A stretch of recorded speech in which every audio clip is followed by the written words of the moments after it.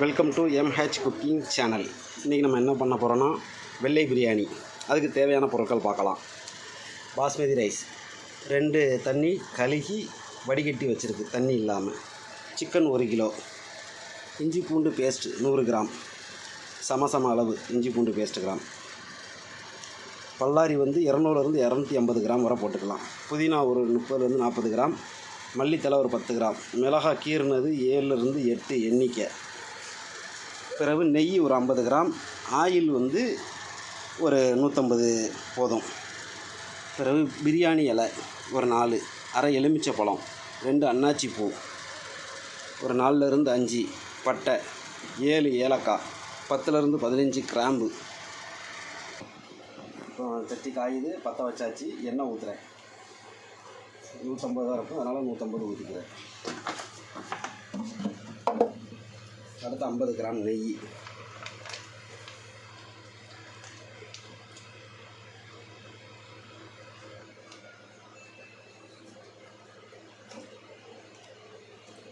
எண்ணெய் நல்லா காயணும். எண்ணெய் சூடாயிட்டு இப்போ நான் அந்த பட்டை, ஏலக்காய், கிராம்பு, அன்னாச்சி பூ எல்லாம் போடுறோம்.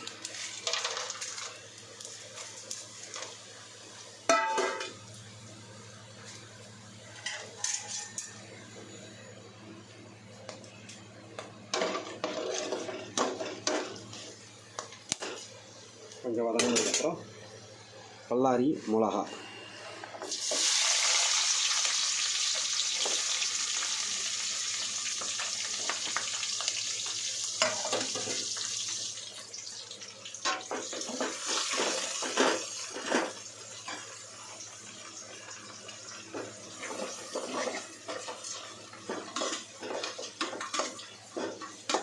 இது நல்லா வதங்கணும்.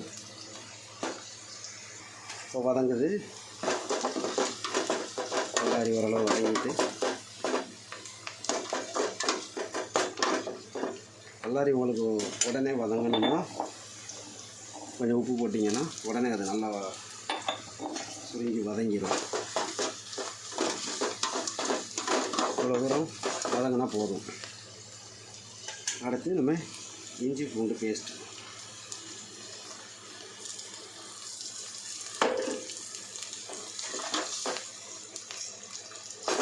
இஞ்சி பூண்டு பச்சை வாடை போகணும்.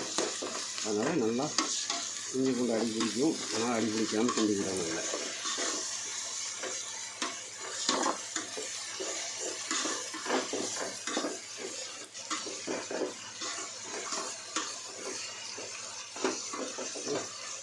இஞ்சி பூண்டு வாடை போயிட்டு இப்போ நம்ம புதினாவும் மல்லி இலையும் சேர்த்துக்கிறோம்.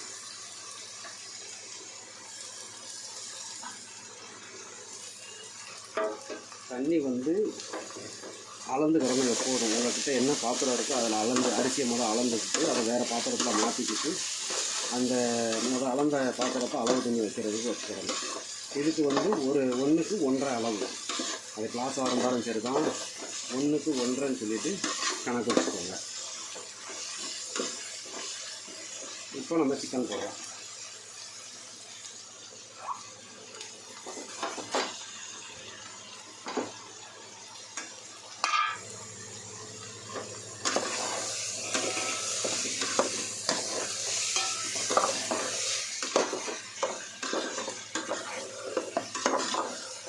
அந்த எண்ணெயிலேயே சிக்கன் கொஞ்சம் நல்லா வேகணும்.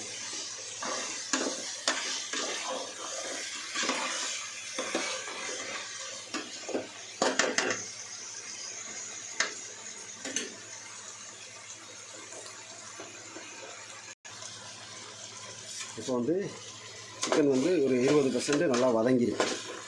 இந்த டயத்தில் நம்ம பெப்பர் தூள் 1 ஸ்பூன் போட்டு வச்சுருக்கு.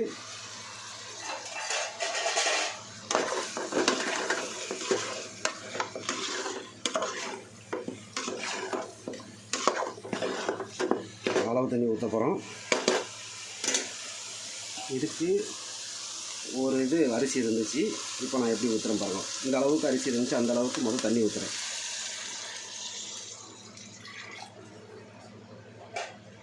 திரும்ப இப்போ அதிலே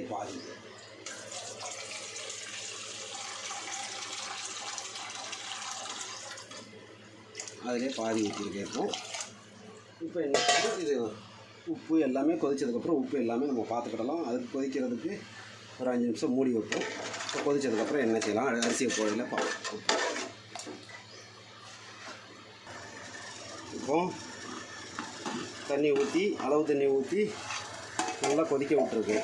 இப்போ சிக்கன் வந்து 50% இது வெந்திருக்கும், பாக்கி தம்மில் வேகும். இதை பாருங்கள், இந்த கலரில் தான் இருக்கும். சிக்கன் நல்லா வெந்துருக்கு. லைட்டாக அமுக்கி பார்த்தாலும் தெரிஞ்சிடும் உங்களுக்கு, டவுட் இருந்துச்சுன்னா. இப்போ என்ன செய்யலாம், அரிசி நம்ம கழுவி வடித்து வச்சுருக்கிற அரிசியை நம்ம அதில் மெதுவாக கையோ கரண்டி ஏதாவது யூஸ் பண்ணிக்கலாம். கையில் படக்கூடாது, தெரியாமல் அளவுக்கு பார்க்கணும்.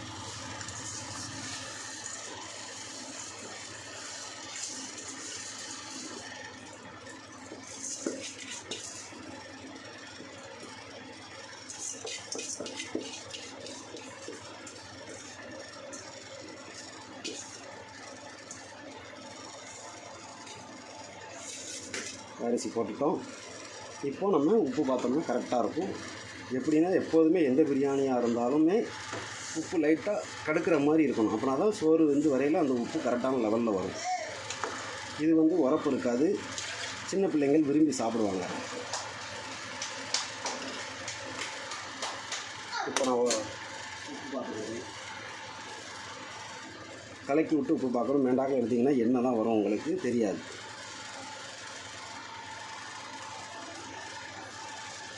இதில் உப்பு கரெக்டாக இருக்குது. எலுமிச்சப்பழம் இருக்குது, அது இப்போவும் போடக்கூடாது, நான் சொல்கிறேன். கொஞ்சம் தண்ணி வற்றினதும் எலுமிச்சப்பழம் போடணும். எலுமிச்சப்பழம் முறையாக போட்டால் கசக்க ஆரம்பிச்சிடும். இப்போ இதே ஒரு 2 நிமிஷம் நான் இப்போ மூடி வைக்கிறேன். அதை மூடி போட்டு 3 நிமிஷம் ஆச்சு. அரிசி போட்டதுக்கப்புறம் இப்போ திறந்து இந்த பொசிஷனில் இருக்கும். அரிசி வந்து பாதி வேக்காடு தான் வெந்திருக்கணும், மீதி பாதி வேக்காடு வந்து தம்மில் தான் வேகும்.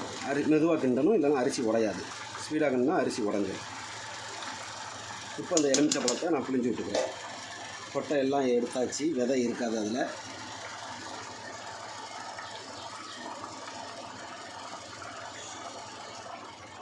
கிள்ளி எடுத்து இதை ஒரு மெதுவாக ஒரு கிண்டி விடணும்.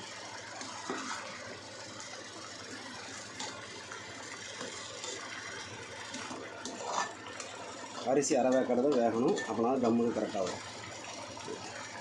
இந்த அரிசி தண்ணி இப்படி மேண்டாக்கில் இப்படி இருக்கணும், இவ்வளோ இருந்தாலே போதும். இப்போ நம்ம தம்மு போடுறதுக்கு தயாராகும். அதுக்கு என்ன செய்யணும், தோசைக்கல்ல வீட்டில் இருக்கிற பழைய தோசைக்கல்ல எதுவாக இருந்தாலும் வச்சிட வேண்டியதான். கல் சூடாகணும். கல் வந்து முதல் சூடாகணும். சூடானதுக்கப்புறம் சிம்மில் அதை குறைச்சி வச்சிடணும்.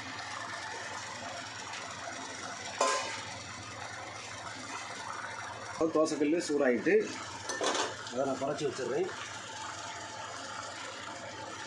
இப்போ இது மூடி போட்டு கல்லுக்கு மாத்துறேன், தோசைக்கல்லுக்கு.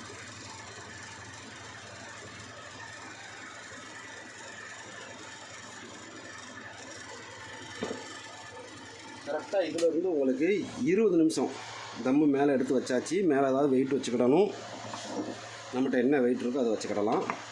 இப்போ டைம் பார்க்கணும், 20 நிமிஷம் கரெக்டாக திறந்தால் கரெக்டான ஒயிட் பிரியாணி ரெடி. பிரியாணிக்கும் இதே மாதிரி தான் 20 நிமிஷம், 15லேருந்து 20 நிமிஷம் தம் போட்டால் நல்லாயிருக்கும்.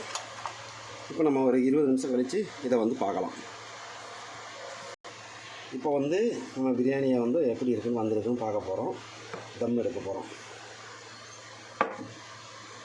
அடுப்பு ஆஃப் பண்ணிக்கிடலாம்.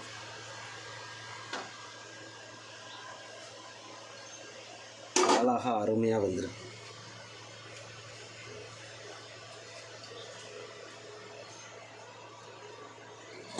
கிண்டி விட்டு பார்ப்போம்.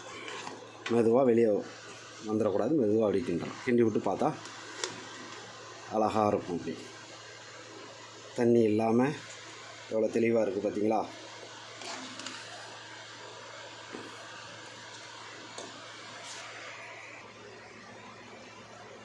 இதை எடுத்தாச்சு, தட்டில் வச்சாச்சு. வீட்டில் செஞ்சு பாருங்கள். செஞ்சு பார்த்து கமெண்ட் பண்ணுங்கள் எப்படி இருக்குன்னு. எது டவுட்டாக இருந்தாலும் கேளுங்க, தெளிவுபடுத்திடுறேன். அடுத்த வீடியோவில் சந்திப்போம். டாடா, பாய் பாய்.